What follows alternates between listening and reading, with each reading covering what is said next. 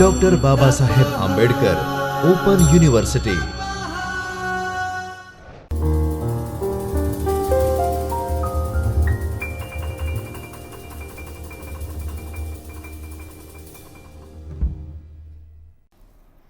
નમસ્કાર વિદ્યાર્થી મિત્રો, ડૉક્ટર બાબા સાહેબ આંબેડકર ઓપન યુનિવર્સિટીમાંથી ચૈતન્ય સ્ટુડિયોમાંથી હું ડૉક્ટર જયશ્રી કુસ્ટી આપ સૌનું હાર્દિક સ્વાગત કરું છું.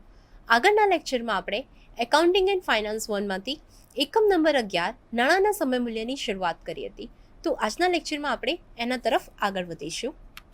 આજના લેક્ચરની વાત કરીએ તો આજના લેક્ચરમાં આપણે જોઈએ કે આજે આપણે શું ભણવા જઈશું. તો આજના લેક્ચરમાં આપણે કમ્પાઉન્ડિંગ, ડિસ્કાઉન્ટિંગના ઉદાહરણ, વર્ષાસન એન્યુઇટીનું વર્તમાન મૂલ્ય, પરપેચ્યુટીનું વર્તમાન મૂલ્ય, વાર્ષિકીના ભાવિ મૂલ્યની ગણતરી જેવા કન્સેપ્ટની ચર્ચા કરીશું. આજની વાત કરીએ તો કમ્પાઉન્ડિંગના ઉદાહરણ. આગળના લેક્ચરમાં આપણે કમ્પાઉન્ડિંગ અને ડિસ્કાઉન્ટિંગ શું છે તે આપણે જોઈ ગયા છે. સો આજે આપણે એના ઉદાહરણની ચર્ચા કરીશું. શું કમ્પાઉન્ડિંગ હોય કે ડિસ્કાઉન્ટિંગ, બંને માટે તમે સેમ ઇક્વેશનનો યુઝ કરી શકો છો. અત્યારે હાલમાં આપણે કમ્પાઉન્ડિંગની વાત કરી રહ્યા છે. તો કમ્પાઉન્ડિંગમાં જોઈએ તો એક એક્ઝામ્પલ્સ અહીંયા મૂકવામાં આવ્યું છે કે વર્તમાન સમયે ₹10,000 વાર્ષિક 12% વ્યાજે મૂકવામાં આવે તો નીચેની પરિસ્થિતિમાં 3 વર્ષ માટે તેનું મૂલ્ય કેટલું થાય. અને અહીંયા તમને 3 પરિસ્થિતિ આપવામાં આવી છે. પરિસ્થિતિ પહેલી કહે છે કે વાર્ષિક ધોરણે ચક્રવૃદ્ધિ થતું હોય, અર્ધવાર્ષિક ધોરણે ચક્રવૃદ્ધિ થતું હોય અને ત્રિમાસિક ધોરણે ચક્રવૃદ્ધિ થતું હોય. સો અહીંયા કમ્પાઉન્ડિંગની વાત કરીએ તો આપણને 3 કન્ડિશન માટે એટલે કે 3 પરિસ્થિતિ માટે આપણને શું શોધવાનું છે તો વર્તમાન મૂલ્ય શોધવાનું છે. તો અહીંયા તમે કેટલા રૂપિયા બેંકમાં મૂક્યા છે તો અહીંયા તમે ₹10,000 બેંકમાં મૂક્યા છે. વ્યાજનો દર કેટલો છે? 12% છે. અને કેટલા વર્ષ માટે મૂકવામાં આવ્યા છે તો કહે છે કે 3 વર્ષ માટે મૂકવામાં આવ્યા છે. સો પૈસા બી સેમ છે, વ્યાજનો દર બી સેમ છે અને એન એટલે કે 3 જ વર્ષનો ટાઈમ પીરિયડ છે. પરંતુ કન્ડિશન કંઈ અલગ અલગ છે. તો કન્ડિશન કઈ રીતે અલગ અલગ છે? તો પહેલાં તમને શું કહે છે કે ચક્રવૃદ્ધિ કેવી રીતે થાય છે તો વાર્ષિક ધોરણે થાય છે, ચક્રવૃદ્ધિ અર્ધવાર્ષિક ધોરણે થાય છે અને ચક્રવૃદ્ધિ ત્રિમાસિક ધોરણે થાય છે. સો જ્યારે બી ચક્રવૃદ્ધિનું મૂલ્ય અલગ અલગ ટાઈમે બદલાતું હોય તો ભલે ને 3 જ વર્ષ માટે તમને વર્તમાન મૂલ્ય શોધવાનું કીધું હશે, પરંતુ ચક્રવૃદ્ધિના આ તફાવતના કારણે તમારા વર્તમાન મૂલ્યમાં પણ કંઈક તફાવત જોવા મળશે. હવે સૌથી પહેલાં આપણે જોઈશું કે વાર્ષિક ધોરણે ચક્રવૃદ્ધિ થતું હોય તો કઈ રીતે તમારો જવાબ આવશે. સો પહેલી જ પીપીટી એના માટેની છે. સો અહીંયા જે ઇક્વેશન છે FVN = PV in bracket 1 + R/M bracket complete raise to MN. So PV એટલે કે તમે કેટલા રૂપિયાનું તમે અત્યારે હાલમાં તમારી પૈસાની કિંમત કેટલી છે તો અહીંયા તમે કેટલા રૂપિયા મૂક્યા છે તો અત્યારે હાલમાં તમે ₹10,000 બેંકમાં મૂક્યા છે. સો તમે જેટલા બી રૂપિયા મૂક્યા હોય એ મૂકી દેવાના. આર એટલે કે વ્યાજનો દર કેટલો છે તો 12% છે એટલે એની જગ્યાએ લખાશે 0.12. તમે કેટલા વર્ષ માટે બેંકમાં મૂક્યા છે તો 3 વર્ષ માટે મૂક્યા છે એટલે તમારો એન કેટલું થઈ ગયો 3 થઈ ગયો. હવે અહીંયા સૌથી મહત્વનું શું છે તો કે વાર્ષિક ધોરણે ચક્રવૃદ્ધિ થતું હોય. આ ઇક્વેશન જે ફર્સ્ટ લાઇનમાં દેખાઈ રહ્યું છે PV in bracket 1 + R/M bracket complete M⁻n. એમાં એમ શું સૂચવે છે તો એમ એ શું સૂચવે છે ચક્રવૃદ્ધિ ક્યારે થાય છે. ચક્રવૃદ્ધિ વાર્ષિક ધોરણે થતું હોય એટલે ચક્રવૃદ્ધિ વર્ષમાં એક જ વખત થાય છે. સો જ્યારે ચક્રવૃદ્ધિ વર્ષમાં એક જ વખત થાય તો એમની જગ્યાએ આપણે શું લખ્યું છે ઇક્વેશનમાં 1 લખ્યું છે. તો જુઓ અહીંયા પીપીટીમાં ક્લિયરલી દેખાય છે 1 + 0.12/1 બ્રેકેટ કમ્પ્લીટ 1 × 3 એટલે કે M⁻n = 1 × 3. હવે આપણે એનું આગળ સાદું રૂપ આપતા જઈએ તો થર્ડ સ્ટેપ જુઓ FVN = 10,000 ઇન બ્રેકેટ 1 + 0.12. કારણ કે 0.12 / 1 કરીશું તો આપણને કેટલી વેલ્યુ મળશે 0.12 જ મળશે. તો એના માટે 0.12 bracket complete 1 × 3 means 3. So that's why you will get 10,000 × 1.405 એટલે કે અહીંયા 1 + 0.12 ધેટ મીન્સ 1.12 તમે કેલ્સીમાં 1.12 સુધી જશો એટલે તમે આ વેલ્યુ મળી જશે 1.405. એટલે કે તમારા 10,000નો મલ્ટીપ્લાય થશે 1.405થી એટલે તમને અલ્ટિમેટલી મૂલ્ય કેટલું મળશે ભવિષ્યનું મૂલ્ય તો 14,050. સો આમ જ્યારે બી વાર્ષિક ધોરણે ચક્રવૃદ્ધિ થતું હોય એટલે આ ઇક્વેશનમાં તમારે યાદ રાખવાનું કે એમની વેલ્યુ તમારે કેટલું મૂકવાની 1 મૂકવાની. હવે આપણે આગળના કોન્સેપ્ટની વાત કરીએ તો આગળ શું કહે છે તો અર્ધવાર્ષિક ધોરણે ચક્રવૃદ્ધિ થતું હોય, અહીંયા તમારો ચક્રવૃદ્ધિ ક્યારે થાય છે તો કે છે અર્ધવાર્ષિક ધોરણે થાય છે ચક્રવૃદ્ધિ. અર્ધવાર્ષિક એટલે કે દર 6 મહિને. વર્ષમાં કુલ કેટલા મહિના હોય છે? 12 મહિના. અને અર્ધવાર્ષિક ધોરણે થશે એટલે કે વર્ષમાં 2 વખત થશે. સો અહીંયા એમની વેલ્યુ કેટલી આવશે તો 2 આવશે. ઇક્વેશન તમારું બધી જગ્યાએ સેમ રહેશે, પણ અહીંયા તમારે શું થશે? એમની વેલ્યુ અલગ અલગ આવશે. સો આગળ એમની વેલ્યુ 1 હતી, અહીંયા એમની વેલ્યુ 2 મૂકવામાં આવશે. સો આપણે ચર્ચા કરીએ તો આગળ જુઓ અહીંયા FVN is equal two PV in bracket 1 plus R upon N bracket complete NN. PV એટલે કે પ્રેઝન્ટ વેલ્યુ કેટલા છે રૂપિયાના તો 10,000, 1ની જગ્યાએ 1, આરની જગ્યાએ 0.12. અહીંયા તમારો ચક્રવૃદ્ધિ અર્ધવાર્ષિક ધોરણે થાય છે એટલે કે દર 6 મહિને થાય છે. એટલે કે એમની વેલ્યુ આપણે કેટલી મૂકીશું? 2 મૂકીશું. બ્રેકેટ કમ્પ્લીટ, એમની જગ્યાએ ફરીથી 2 ઇન્ટુ 3. 3 એટલે કે તમારો વર્ષનો ટાઈમ પીરિયડ તમારો N.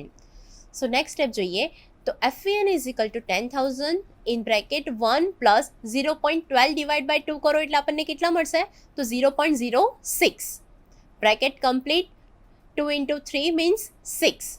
સો આમ FVN is equal to 10,000 into 1.6ની 6 ઘાત એટલે આપણને અલ્ટિમેટલી એની વેલ્યુ કેટલી મળશે તો 10,000 ઇન્ટુ 1.419 અને ફાઇનલી તમને ફ્યુચર વેલ્યુ એટલે કે ભવિષ્યનું મૂલ્ય કેટલું મળશે તો 14,190. આ વાત થઈ હતી જ્યારે અર્ધવાર્ષિક ધોરણે ચક્રવૃદ્ધિ થતું હોય ત્યારે. હવે ત્રીજી કન્ડિશન આપણી શું હતી કે જ્યારે ત્રિમાસિક ધોરણે ચક્રવૃદ્ધિ થતું હોય તો. સો વર્ષમાં કુલ કેટલા મહિના હોય છે તો 12 મહિના હોય છે.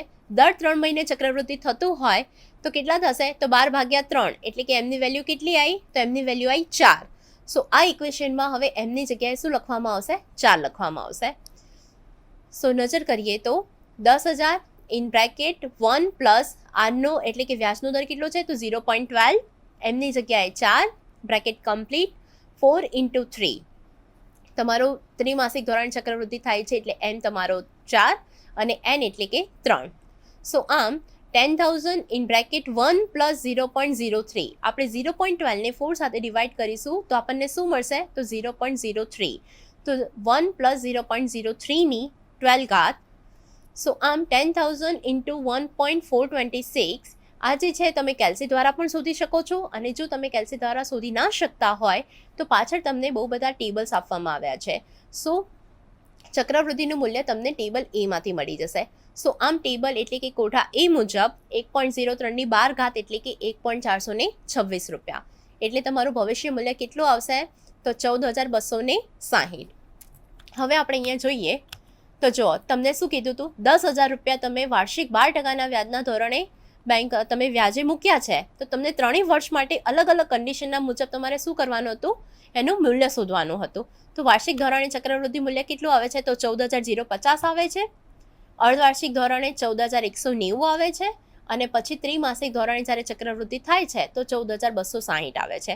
ત્રણેય કન્ડિશનમાં શું છે તો તમારી પીની વેલ્યુ એટલે કે તમારું વર્તમાન મૂલ્ય જે છે એ 10,000 રૂપિયા જ છે. આર વ્યાજનો દર બી તમારો 12% છે અને કેટલા વર્ષ માટે તમે મૂક્યું છે તો 3 જ વર્ષ માટે મૂક્યું છે. પરંતુ જેમ ચક્રવૃદ્ધિનું મૂલ્ય બદલાય છે એમ તેનું ભવિષ્ય મૂલ્ય એટલે કે ફ્યુચર વેલ્યુ પણ બદલાઈ જાય છે.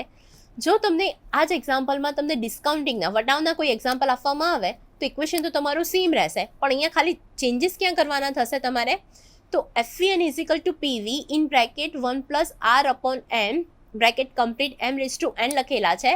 સો જે રાઈટ સાઈડમાં જે બરાબરની આ બાજુ લખેલું છે ને પીવીની બાજુમાં એ આખું ફેક્ટર ક્યાં જતું રહેશે FVNની અપોનમાં જતું રહેશે એટલે કે ભાગાકારમાં જતું રહેશે એટલે તમને આ મળી જશે.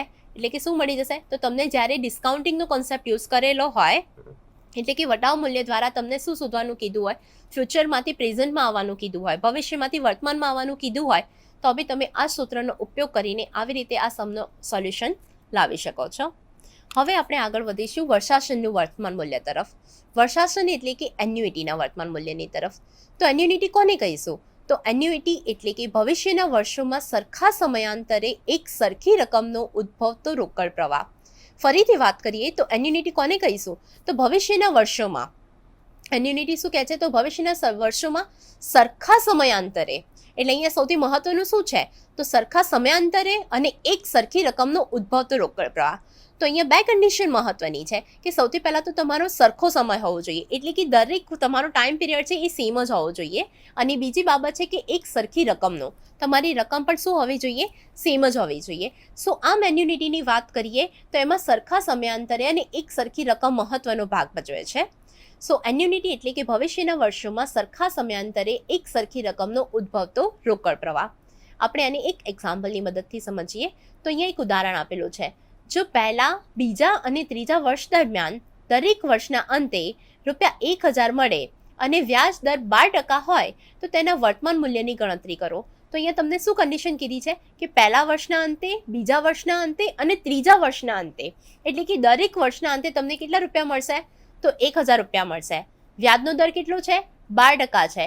સો જ્યારે પહેલા, બીજા અને ત્રીજા વર્ષના અંતે તમને 1000 મળે છે તો અત્યારે હાલમાં તેની વર્તમાન મૂલ્યની ગણતરી કરો, એટલે કે તેનું વર્તમાન મૂલ્ય કેટલું હશે. સો અહીંયા આપણને વર્તમાન મૂલ્યની ગણતરી કરવાની છે.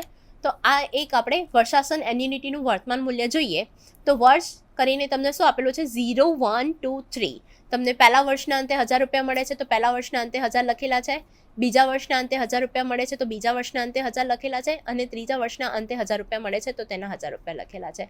હવે તમારે શું છે કે પહેલા વર્ષના અંતે, બીજા અને ત્રીજા વર્ષના અંતે ₹1000 મળ્યા, પરંતુ અત્યારે હાલમાં, એટલે કે જ્યારે અત્યારનો જે ઝીરો સ્ટાર્ટિંગનો ટાઈમ છે તો ત્યારે એની વર્તમાન મૂલ્ય શું હશે, એટલે આ ત્રણેય રકમનું વર્તમાન મૂલ્ય શોધવું છે. સો આ તમે એક ટાઈમલાઈન એનાલિસિસ દ્વારા પણ કરી શકો છો. ટાઈમલાઈન એટલે કે એક લાઈન ડ્રો કરવામાં આવે છે. એ લાઈન ઉપર 0, 1, 2, 3 જેવી રીતે અહીંયા બતાવવામાં આવ્યા છે 0, 1, 2, 3 એ તમારે શું બની જાય છે, યરબત્તી બની જાય છે. હવે તમારે વર્તમાન મૂલ્ય શોધવું છે. વર્તમાન મૂલ્ય શોધવું છે તો તમારે જમણાથી ડાબી તરફ આવવાનું રહેશે. તો ₹1000 છે. ₹1000થી તમારે, એટલે પહેલા વર્ષના અંતે તમને ₹1000 મળ્યા છે તો એ પહેલા વર્ષમાંથી એની વેલ્યુ તમારે 0 તરફ આવી છે. તો તમે કઈ રીતે આવી શકો તો અહીંયા તો જો તમારો વ્યાજનો દર કેટલો બતાવવામાં આવ્યો છે 12% બતાવવામાં આવ્યો છે. જનરલી આપણે ઇક્વેશનમાં કોનો યુઝ કરીએ છીએ, 1 + r નો યુઝ કરીએ છીએ. 1 + r અહીંયા કેટલો થશે 1 + 12%, એટલે કે 1.12. સો જ્યારે આપણને એક વર્ષ પહેલાંનું મૂલ્ય શોધવું હશે આ કન્ડિશનમાં તો એના માટે કયું એપ્લિકેબલ થશે તો અહીંયા જે પહેલા વર્ષના અંતે 1000 મળ્યા છે અને આપણને સ્ટાર્ટિંગના પોઈન્ટ ઉપર આવું છે, એટલે કે ઇનિશિયલ ટાઈમે સ્ટાર્ટિંગના ટાઈમ ઉપર, એટલે કે અહીંયા 0થી ઇન્ડિકેટ કરવામાં આવ્યો છે. તો 0 ઉપર આવું છે તો આપણે કઈ રીતે વેલ્યુ શોધીશું તો 1000 ભાગ્યા 1 + r, એટલે કે 1000 ભાગ્યા 1 + 0.12, એટલે કે 1000 ભાગ્યા 1.12. એટલે તમે 1000 ભાગ્યા 1.12 કરશો એટલે તમને 0નું ટાઈમ પીરિયડ મળી જશે, 0ની વેલ્યુ મળી જશે, એટલે કે 893. સો જ્યારે તમે પહેલા વર્ષના અંતે ₹1000 મૂક્યા હોય કે પહેલા વર્ષના અંતે તમને ₹1000 મળવાના હોય તો એ ₹1000ની અત્યારે હાલમાં વેલ્યુ કેટલી છે તો ₹893. સેમ એવી જ રીતે જો તમને બીજા વર્ષના અંતે ₹1000 મળતા હોય તો અત્યારે હાલમાં તેનું મૂલ્ય કેટલું થશે તો આપણે બીજા વર્ષમાંથી 0 પર આવવા માટે ઇક્વેશનનો યુઝ કરીએ છીએ. પરંતુ જ્યારે ટાઈમલાઈનની વાત કરીએ તો ટાઈમલાઈનમાં બીજા વર્ષમાંથી તમે ડાયરેક્ટલી 0 પર નથી આવી શકતા. તમારે બીજા વર્ષમાંથી પહેલા વર્ષના અંતે જવું પડે અને પહેલા વર્ષમાંથી પછી તમે સ્ટાર્ટિંગના પોઈન્ટ ઉપર આવી શકો. સો આમ બીજા વર્ષના અંતે તમને કેટલા મળે છે ₹1000 મળે છે. તો અત્યારે સમજાયું એ જ મુજબ આપણને પહેલા વર્ષના અંતે જવું છે તો 1000 ભાગ્યા 1.12, એટલે આપણને વેલ્યુ કેટલું મળશે ₹893. આ તમને પહેલા વર્ષના અંતે મૂલ્ય મળી ગયું. હવે તમને પહેલા વર્ષના અંતે 0 ઉપર આવવું છે એટલે ફરીથી શું કરવું પડશે કે જે તમારા 893 છે 893 ડિવાઈડ બાય 1.12, એટલે હવે તમને કેટલા મળી જશે 797. એટલે કે દરેક વર્ષમાંથી આગળ આવવા માટે તમારે જે બી રકમ હશે એને 1.12 સાથે શું કરવો પડશે, ભાગાકાર કરવો પડશે, અને એમ કરીને તમને આગળના વર્ષની વેલ્યુ મળતી જશે. સો ત્રીજા વર્ષમાં કેટલા છે તો ત્રીજા વર્ષમાં બી ₹1000 છે. સો ત્રીજા વર્ષમાંથી બીજા વર્ષમાં આવવું હશે તમારે તો ફરી પાછું સેમ અપ્લાય કરવું પડશે 1000 ભાગ્યા 1.12, એટલે કે કેટલા મળશે 893. હવે એ 893 ને ફરી પાછા 1.12 સાથે ડિવાઈડ કરીશું તો કેટલા મળશે તો 797, અને એ 797 ને ફાઇનલી હવે 0 પર આવવા માટે ફરીથી 1.12 સાથે શું કરવા પડશે, ભાગાકાર કરવો પડશે, એટલે હવે તમને એનું વેલ્યુ મળી જશે 712. સો આમ જ્યારે તમને પહેલા વર્ષના અંતે ₹1000 મળે તો તેનું હાલનું વર્તમાન મૂલ્ય કેટલું હશે તો 893 બીજા વર્ષના અંતે 1,000 રૂપિયા મળે તો એનું વર્તમાન મૂલ્ય કેટલું હશે? તો 797. અને ત્રીજા વર્ષના અંતે 1,000 રૂપિયા મળે તો તેનું વર્તમાન મૂલ્ય અત્યારે હાલમાં 712 રૂપિયા હશે. સો આમ ટોટલ પહેલા, બીજા અને ત્રીજા વર્ષના અંતે તમને 1,000 એમ 3,000 રૂપિયા મળતા હોય તો અત્યારે હાલમાં તેનું ટોટલ મૂલ્ય કેટલું હશે? તો 2,402 રૂપિયા હશે.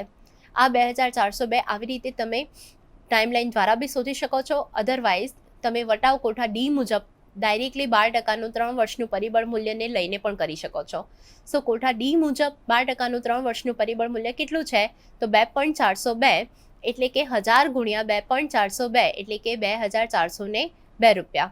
સો આમ તમે આ ટેબલની મદદથી એટલે કે ટાઈમલાઈનની મદદથી, અધરવાઇઝ આ વટાવ કોઠા ડી મુજબ એવી રીતે તમે કોઈ બી વર્ષાસનનું વર્તમાન મૂલ્ય શોધવી શકવા માટે સમર્થ છો. હવે આપણે વાત કરીશું પરપેચ્યુટીનું વર્તમાન મૂલ્ય. જ્યારે વાત કરીએ પરપેચ્યુટીની, તો પરપેચ્યુટી એટલે કે શું? તો પરપેચ્યુટી એ સનાતન સમયનું વર્ષાસન એટલે કે અનંત વર્ષો સુધી મળતું વર્ષાસન છે. પરપેચ્યુટી શું છે? તો પરપેચ્યુટી એ સનાતન સમયનું છે એટલે કે અનંત વર્ષો સુધી મળતું વર્ષાસન છે. આમ પરપેચ્યુટીમાં વર્ષાસનની રકમ નિશ્ચિત હોય છે. સો પરપેચ્યુટીની વાત કરીએ તો એમાં વર્ષાસનની રકમ શું હશે? તો નિશ્ચિત હશે, પરંતુ તેની પ્રાપ્તિનો સમયગાળો શાશ્વત અથવા અનંત વર્ષો સુધીનો હોય છે. એટલે પરપેચ્યુટીમાં આપણને વર્ષાસનની રકમ તો ખબર છે, પરંતુ તેનો પ્રાપ્તિનો સમયગાળો શું છે? એ શાશ્વત છે એટલે કે અનંત વર્ષો સુધીનો છે. વાત આપણે નાણાકીય સંચાલનની કરીએ તો નાણાકીય સંચાલન નામા પદ્ધતિમાં એટલે કે કોઈ બી જગ્યાએ અકાઉન્ટિંગમાં મહત્વનું માનવામાં આવે છે. સો નાણાકીય સંચાલનની વાત કરીએ તો નાણાકીય સંચાલનમાં પરપેચ્યુટીની કોઈ બી ઘટના વ્યવહારિક સ્વરૂપે જોવા મળતી નથી, પરંતુ કેટલીક કંપનીઓમાં આજે પણ પરપેચ્યુટી બોન્ડ અને ઇરરિડીમેબલ પ્રેફરન્સ શેર જોવા મળે છે. તો આ પરપેચ્યુટી બોન્ડ અને ઇરરિડીમેબલ પ્રેફરન્સ શેર શું છે? તો એ બધા પરપેચ્યુટીના જ એક્ઝામ્પલ છે. સો પરપેચ્યુટી પર નજર કરીએ તો પરપેચ્યુટીમાં શું મહત્વનું છે? તો અહીંયા વર્ષાસનની રકમ નિશ્ચિત છે, પરંતુ તેનો સમયગાળો શું છે? તો તેનો સમયગાળો નિશ્ચિત નથી એટલે કે તે અનંત વર્ષો સુધીનો છે. ક્યારે તેનો અંત આવશે એ આપણને ખબર નથી. એ અનંત વર્ષો સુધીનો છે અને શાશ્વત છે. સો જ્યારે બી તમને પરપેચ્યુટીનું વર્તમાન મૂલ્ય શોધવું હોય તો એના માટે આ ઇક્વેશન આપવામાં આવ્યું છે, P = A ભાગ્યા R ભાગ્યા 100. અહીંયા એ શું બતાવે છે? તો એ તમારી વર્ષાસનની રકમ બતાવે છે જે અનંત વર્ષો સુધી તમને મળવાની છે. અને R એટલે કે બધી જગ્યાએ એમાં વ્યાજનો દર જ ઉલ્લેખ કરવામાં આવે છે. સો જ્યારે બી તમે વ્યાજનો દર લખો એટલે R ભાગ્યા 100 અમુક ટાઈમે લખવામાં આવે છે અને અમુક જગ્યાએ R તરીકે જ એને ઇન્ડિકેટ કરવામાં આવે છે. પણ જ્યારે બી તમે R લખો તો વ્યાજનો દર હંમેશા તમને ટકામાં આપેલો હશે. સો સપોઝ તમને 15% આપવામાં આવે તો તમારી ઇક્વેશનમાં એની વેલ્યુ કેટલી મૂકવાની? 0.15. તમને 12% આપવામાં આવે તો ઇક્વેશનમાં તેની વેલ્યુ કેટલી મુકાશે? તો 0.12 મુકાશે. સો જ્યારે બી તમારો R લખવાનું થશે તો એ તમારે પોઈન્ટમાં લખવાનું થશે. સો આમ હવે પરપેચ્યુટીના એક્ઝામ્પલ તરફ આગળ વધીએ. સો પરપેચ્યુટીનું વર્તમાન મૂલ્ય એની અંદર જોઈએ તો એક એક્ઝામ્પલ આપેલું છે કે બી લિમિટેડ કંપનીએ એક ફ્રી હોલ્ડ જમીન લીઝ ઉપર લીધી છે જેનો લીઝનો સમયગાળો કાયમી છે. જો વાર્ષિક ભાડા દર ₹60,000 હોય અને વ્યાજ દર 8% હોય તો સોદાનું વર્તમાન મૂલ્ય કેટલું થાય? એટલે અહીંયા શું છે? તો બી લિમિટેડ કંપની છે, એમણે એક ફ્રી હોલ્ડ જમીન લીઝ ઉપર લઈ લીધેલી છે. સો લીઝનો સમયગાળો શું છે? કાયમી છે. અને ભાડા દર કેટલું છે? તો 60,000 છે. વ્યાજનો દર પણ તમને આપેલો છે 8%. તો તેનું વર્તમાન મૂલ્ય કેટલું થાય? તો જો પરપેચ્યુટીની પહેલી કન્ડિશન સેટિસ્ફાઈડ થાય છે કે અનંત વર્ષો સુધીનો એનો સમયગાળો હોય છે. અહીંયા લખેલું જ છે કે સમયગાળો કાયમી છે. અને અહીંયા રકમ કેટલી આપેલી છે? તો 60,000 તમારો ભાડા દર આપેલો છે જે વાર્ષિક છે. સો આપણા જો ઇક્વેશન છે એમાં એની વેલ્યુ મૂકવામાં આવશે. તો P = A R ભાગ્યા 100. એ એટલે કે તમારું શું બતાવવામાં આવે છે? તો જે તમારું દર નક્કી થયો છે, જે તમારી રકમ નક્કી થઈ છે એ. તો અહીંયા કેટલી રકમ નક્કી થઈ છે? તો 60,000. તો A = 60,000. R ની જગ્યાએ કેટલા મૂકવામાં આવશે? 8. અહીંયા જો મેં ડાયરેક્ટ 8 મૂક્યા છે એટલે કે 8 ભાગ્યા 100 અને આની જગ્યાએ હું ડાયરેક્ટલી 0.08 પણ લખી શકું છું. સો P બરાબર અલ્ટિમેટલી ફાઇનલી તમારે શું લખવાનું છે? તો 60,000 ભાગ્યા 0.08 એટલે કે એની વેલ્યુ કેટલી આવશે? તો 7,50,000. સો આમ તમારી આ પરપેચ્યુટીનું વર્તમાન મૂલ્ય કેટલું થાય છે? તો 7,50,000 થાય છે. સો જ્યારે બી તમને પરપેચ્યુટીનું વર્તમાન મૂલ્ય શોધવાનું કીધું હશે તો ત્યારે તમારે આ ઇક્વેશનનો યુઝ કરવાનો થશે કે P = A ભાગ્યા R ભાગ્યા 100. એટલે કે ડાયરેક્ટલી તમે એવું બી લખી શકો P બરાબર A ભાગ્યા R. પરંતુ તમારે અહીંયા ધ્યાન રાખવું પડશે કે R એટલે કે તમારે ડાયરેક્ટલી પોઈન્ટમાં મૂકવાનું થશે જે બી તમારી આરની રકમ હોય. સો આમ પરપેચ્યુટીનું મૂલ્ય કંઈ આવી રીતે શોધી શકાય છે. હવે આપણે વાત કરીશું વાર્ષિકીના ભાવિ મૂલ્યની ગણતરી. વાર્ષિકીનું ભાવિ મૂલ્ય, વાર્ષિકી એટલે કે આગળ આપણે જોયું ને એન્યુનિટી, એને જ વાર્ષિકી કહેવામાં આવે છે. સો એન્યુનિટી એ સતત રોકડ પ્રવાહ છે જે નિયમિત સમયાંતરે ઉદ્ભવતું હોય છે. એન્યુનિટી શું કહેવામાં આવે છે? સતત રોકડ પ્રવાહ જે નિયમિત એટલે કે અમુક ટાઈમ પછી એ ઉદ્ભવતું હોય છે. નિયમિત એટલે કે થોડા ટાઈમે તેનો ઉદ્ભવ થતો હોય છે. જીવન વીમાની પોલિસી પર ચૂકવવામાં આવતું પ્રીમિયમ એન્યુનિટી હોય છે. અહીંયા એક એક્ઝામ્પલ બી તમને આપી દીધું છે કે જીવન વીમાની પોલિસી પર જે બી પ્રીમિયમ ચૂકવવામાં આવે છે એ શું કહેવામાં આવે છે? એન્યુનિટી કહેવાશે. એ એન્યુનિટીનું એક એક્ઝામ્પલ છે. દરેક સમયગાળાની શરૂઆતમાં રોકડ પ્રવાહ ઉદ્ભવતો હોય છે તે એન્યુનિટીને ચૂકવવાની બાકી એન્યુનિટી કહે છે. સો જ્યારે બી સમયગાળાની શરૂઆતમાં રોકડ પ્રવાહ ઉદ્ભવે છે તો તે એન્યુનિટીને શું કહેવામાં આવે છે? તો તે એન્યુનિટીને ચૂકવવાની બાકી એન્યુઇટી કહેવામાં આવે છે. વર્ષાસન અથવા એન્યુઇટી એટલે કે એક સરખી રકમના રોકડ પ્રવાહ, આવક તથા જાવકની ક્રમિક ઘટના. એન્યુનિટી કોને કહીશું? તો એક સરખી રકમના રોકડ પ્રવાહ, એ કાં તો પછી આવક હોઈ શકે, કાં તો પછી જાવક પણ હોઈ શકે છે. એટલે કે એક સરખી રકમના રોકડ પ્રવાહની ક્રમિક ઘટનાને તમે એન્યુનિટી તરીકે ઓળખી શકો છો. અહીંયા એક એક્ઝામ્પલ એ બી આપવામાં આવ્યું છે કે હાઉસિંગ લોન ઉપર ચૂકવાતા નિયમિત એક સરખા હપ્તા એ આ ઘટનાનું પ્રચલિત ઉદાહરણ છે. તમે જ્યારે કોઈ બી બેંકમાંથી હાઉસિંગ લોન લો છો તો એ હાઉસિંગ લોન ઉપર તમારે શું ચૂકવવું પડે છે? તો એક સરખા હપ્તા ચૂકવવા પડે છે. તો આ ચૂકવાતા હપ્તા એ શું છે? તો આ એ એન્યુનિટીનું જ એક્ઝામ્પલ છે. આ સૌથી પ્રચલિત એક્ઝામ્પલ અને સૌથી ઇઝીલી સમજી શકાય તેવું એક્ઝામ્પલ છે. આમ એન્યુનિટીની વાત કરીએ એટલે એન્યુઇટી એટલે શું? તો એન્યુઇટી એટલે કે એક સરખી રકમના રોકડ પ્રવાહ એટલે કે આવક તથા જાવકની ક્રમિક ઘટના.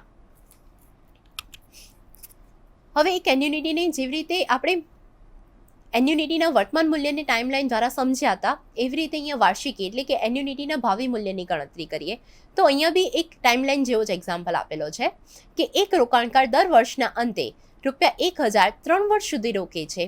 પ્રવર્તમાન વ્યાજ દર 10% છે. ત્રીજા વર્ષના અંતે તેને કેટલી રકમ મળશે? એટલે શું કહે છે કે એક રોકાણકાર દરેક વર્ષના અંતે, પહેલા વર્ષના અંતે 1000 રોક્યા છે, બીજા વર્ષના અંતે 1000 રોક્યા છે અને ત્રીજા વર્ષના અંતે પણ 1000 રોક્યા છે. વ્યાજનો દર કેટલો છે? 10% છે. તો ત્રીજા વર્ષના અંતે તેને કેટલી રકમ મળશે? સો આપણને ત્રીજા વર્ષના અંતે તેને કુલ કેટલી રકમ મળશે તે શોધવું હોય તો સૌથી પહેલા વર્ષના અંતમાંથી બીજા વર્ષના અંતમાં આવવું પડે. તો એ આપણે કઈ રીતે આવીશું? તો અત્યારે આગળ આપણે જોયું હતું ને એન્યુનિટીના વર્તમાન મૂલ્યની ગણતરી કરવા માટે કે 1+R ફેક્ટરને ધ્યાનમાં લેવામાં આવે છે. 1+R એટલે કે વ્યાજનો દર. આગળના સમમાં R એટલે કે વ્યાજનો દર કેટલો હતો? 12% હતો. એટલે આપણને શું કરતા હતા? એમાં આપણે જનરલી 1.12 સાથે ભાગાકાર કરતા હતા. કેમ? કારણ કે આપણને ફ્યુચરમાંથી પ્રેઝન્ટ તરફ આવતું. અહીંયા આપણને શું કરવું છે? પ્રેઝન્ટમાંથી ફ્યુચર તરફ જવું છે. સો આમ જ્યારે પ્રેઝન્ટમાંથી ફ્યુચર તરફ જવું હોય તો અહીંયા ગુણાકાર કરવામાં આવશે. અહીંયા તમારો વ્યાજનો દર 10% છે એટલે કે 1+R બરાબર એટલે 1.0.10 એટલે કે 1.10. સો તમારે પહેલા વર્ષના અંતમાંથી બીજા વર્ષના અંતે જવું હોય એટલે કે પહેલા વર્ષના અંતે તમને જે ₹1000 મળ્યા એમાંથી બીજા વર્ષના અંતે જવું હોય તો કઈ રીતે કરવામાં આવશે? તો 1000 ગુણ્યા 1.10 એટલે કે તમને હવે કેટલી અમાઉન્ટ મળી? કેલ્સીમાં કરી જુઓ તો તમને અમાઉન્ટ મળી હશે ₹1100. હવે પહેલા વર્ષના અંતેથી બીજા વર્ષના અંત ઉપર તો આવી ગયા, પરંતુ આપણને બીજા વર્ષના અંતથી ત્રીજા વર્ષના અંત ઉપર બી જવું પડશે. એટલે કે જે તમારી ₹1100ની અમાઉન્ટ આવી એને ફરીથી 1.10 સાથે શું કરવામાં આવશે? ગુણાકાર કરવામાં આવશે. સો આમ 1100 ગુણ્યા 1.10 એટલે કે તમારા કેટલા થઈ ગયા? તો ₹1210. સો આમ તમે જે પહેલા વર્ષના અંતે ₹1000 રોક્યા હતા એનું ત્રીજા વર્ષના અંતે કેટલું મૂલ્ય થાય છે? તો ₹1210 થાય છે. સેમ હવે આપણે બીજા વર્ષના અંતે ₹1000 રોક્યા હતા તો એનું ત્રીજા વર્ષના અંતે શું થશે? તો એ જોઈએ. તો અહીંયા બીજા વર્ષના અંત પછી તમારે ત્રીજા વર્ષના અંત પર આવું છે એટલે કે એક જ વર્ષના ટાઈમ પીરિયડ માટે આવું છે એટલે કે 1000 ગુણ્યા 1.10 એટલે કે બીજા વર્ષના અંતે તમે જે ₹1000 રોક્યા હતા ત્રીજા વર્ષના અંતે તેની વેલ્યુ કેટલી થઈ? તો ₹1100 થઈ. અને ત્રીજા વર્ષના અંતે તમે જે ₹1000 રોકો છો એ આજની મૂલ્ય જ છે, એ તમારું અત્યારે હાલનું જ મૂલ્ય છે એટલે કે 1000 જ રહેશે એનું ભાવિ મૂલ્ય.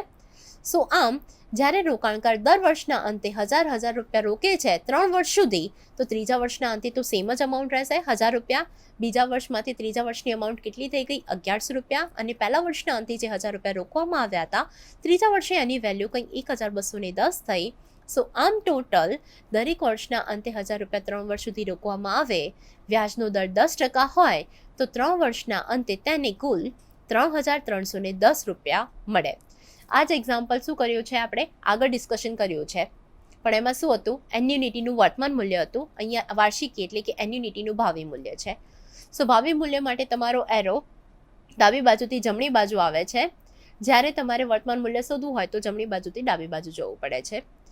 સો આમ જ્યારે બી કોઈ બી રકમનું તમારે ભાવિ મૂલ્ય શોધવું હોય એટલે કે એન્યુનિટીનું તમારે ભાવિ મૂલ્ય શોધવું હોય ત્યારે 1+r એને શું કરવામાં આવે છે, એ રકમ સાથે ગુણાકાર કરવામાં આવે છે. જ્યારે કે એન્યુનિટીનું વર્તમાન મૂલ્ય શોધવું હોય તો 1+r સાથે કોઈ બી રકમનો ભાગાકાર કરવામાં આવે છે.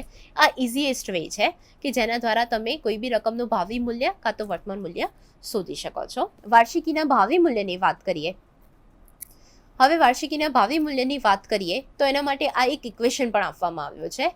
FVAN = A in bracket 1+r n-1 upon r bracket complete. આ ઇક્વેશનમાં એ શું સૂચવે છે તો ભાવિ કિંમત જે મુદ્દલ અને વ્યાજની એકત્રિત કિંમત દર્શાવે છે.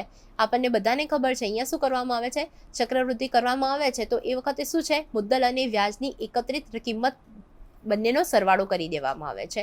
સો આમ અહીંયા જે એ ડિફાઇન કરવામાં આવે છે એમાં શું છે, મુદ્દલ અને વ્યાજની એકત્રિત કિંમતનો સમાવેશ થાય છે. પી એટલે કે દરેક વર્ષનો એક સરખો હપ્તો. R = વાર્ષિક ધોરણે વ્યાજ દર, N = સમયગાળો વર્ષમાં. એક એક્ઝામ્પલ અહીંયા આપેલો છે. વાર્ષિકીના ભાવિ મૂલ્યની ગણતરી માટે મિસ્ટર એન બેંકમાં રિકરિંગ ખાતું ધરાવે છે, જેમાં દર વર્ષે આરનું ₹15,000નું રોકાણ કરે છે. જો બેંક 10% વાર્ષિક ધોરણે ચક્રવૃદ્ધિ વ્યાજ ગણતી હોય તો 8 વર્ષના અંતે તેમને કેટલી રકમ મળશે? ફરીથી એક્ઝામ્પલ જોઈએ તો મિસ્ટર એમ બેંકમાં રિકરિંગ ખાતું ધરાવે છે, જેમાં દર વર્ષના અંતે આર 15,000નું રોકાણ કરે છે. જો બેંક 10% વાર્ષિક ધોરણે ચક્રવૃદ્ધિ વ્યાજ ગણતી હોય તો 8 વર્ષના અંતે તેમને કેટલી રકમ મળશે? સો અહીંયા કેટલી રકમનું રોકાણ કરવામાં આવે છે દર વર્ષના અંતે? તો 15,000નું રોકાણ કરવામાં આવે છે. વ્યાજનો દર કેટલો છે તો અહીંયા ચક્રવૃદ્ધિ વ્યાજનો દર છે 10% અને એન એટલે કે ટાઈમ પિરિયડ કેટલો આપવામાં આવ્યો છે તો 8 વર્ષના અંતનો તેમનો ટાઈમ પિરિયડ આપવામાં આવે છે. સો અહીંયા દરેક વર્ષના અંતની વાત કરી છે, એટલે કે જ્યારે તમે 8 વર્ષની વાત કરો છો પરંતુ તમે પહેલા વર્ષના અંતે ₹15,000નું રોકાણ કરશો, સો અહીંયા એના માટે અહીંયા n-1 કન્સિડર કરવામાં આવે છે, કારણ કે અહીંયા દરેક વર્ષના અંતની વાત કરી છે.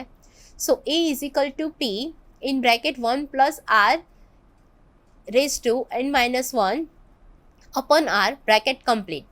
પીની જગ્યાએ એટલે કે તમારી રકમ કેટલી દર્શાવવાની રહેશે તો 15,000.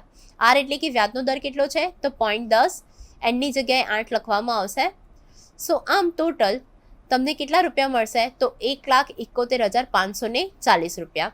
અહીંયા જે વેલ્યુ છે 1+r n-1 upon r.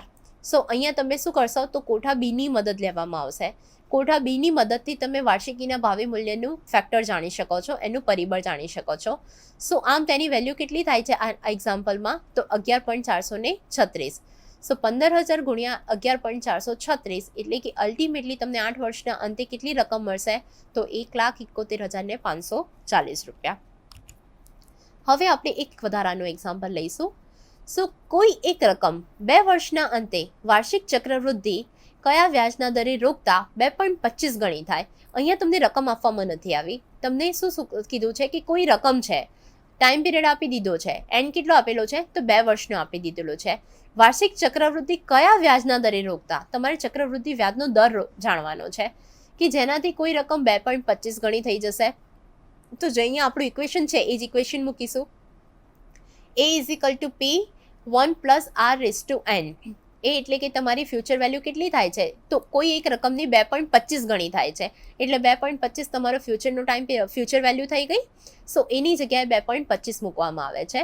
સો 2.25 બરાબર P એટલે કે અત્યારે હાલની રકમ. તમને કીધું છે કે કોઈ એક રકમ 2 વર્ષના અંતે વાર્ષિક ચક્રવૃદ્ધિ કયા વ્યાજના દરે રોકતા 2.25 ગણી થાય, એટલે રકમ અત્યારે હાલમાં કેટલી છે 1 છે અને ફ્યુચરમાં કેટલી થઈ રહી છે તો 2.25. એના માટે ફ્યુચર શું ઇન્ડિકેટ કરે છે અહીંયા A, તો એની જગ્યાએ આપણે વેલ્યુ કેટલી મૂકી છે તો 2.25 મૂકવામાં આવી છે અને અત્યારે હાલની રકમ 1 તરીકે ડિનોટ કરવામાં આવી છે. બ્રેકેટમાં 1+r એનનો ટાઈમ પીરિયડ છે 2, તમારે અલ્ટિમેટલી અહીંયા શું શોધવાનું છે? તો અહીંયા વ્યાજનો દર જ શોધવાનો છે. એટલે આરની વેલ્યુ શોધવાની છે, એટલે આરની જગ્યાએ આર મૂકવામાં આવ્યા છે. સો આમ 2.25 બરાબર 1 in bracket 1 plus R raise to 2. હવે અહીંયા જે 1 પ્લસ આર રેઝ ટુ 2 છે એનો ગુણાકાર એક સાથે કરીશું તો એ તો સેમ થશે. સો અહીંયા શું કરવામાં આવશે? તો 1 પ્લસ આર રેઝ ટુ 2 છે ને, તો તેનો સ્ક્વેર કાઢી નાખવા માટે અહીંયા અંડર રૂટ કરવામાં આવે છે બરાબરની આ બાજુએ. એટલે કે અંડર રૂટમાં 2.25 બરાબર 1 પ્લસ આર. સો આમ અંડર રૂટમાં 2.25 કરીએ એટલે કે 1 પ્લસ આર બરાબર 1.50. સો આમ આર બરાબર 1.50 માઇનસ 1 એટલે કે આર બરાબર 0.50 બરાબર 50%. સો આમ જ્યારે કોઈ બી રકમ 2 વર્ષના અંતે વાર્ષિક ચક્રવૃદ્ધિ વ્યાજના દરે રોકવામાં આવે સો તે 50% વ્યાજના દરે 2.25 ગણી થઈ શકે છે 2 વર્ષના અંતે. સો આમ વિવિધ એક્ઝામ્પલ દ્વારા આપણે અહીંયા નાણાંના સમય મૂલ્ય જાણવાના પ્રયત્ન કર્યો છે. સો આજનો લેક્ચર આપણે અહીંયા સમાપ્ત કરીએ છીએ. સો વિદ્યાર્થી મિત્રો, આજના લેક્ચર માટે તમારો સૌનો ખૂબ ખૂબ આભાર. આપણે ફરીથી નવા સમયમાં નવા યુનિટ સાથે મળીશું. વન્સ અગેન આપનો ખૂબ ખૂબ આભાર. स्वाध्यायः परमं तप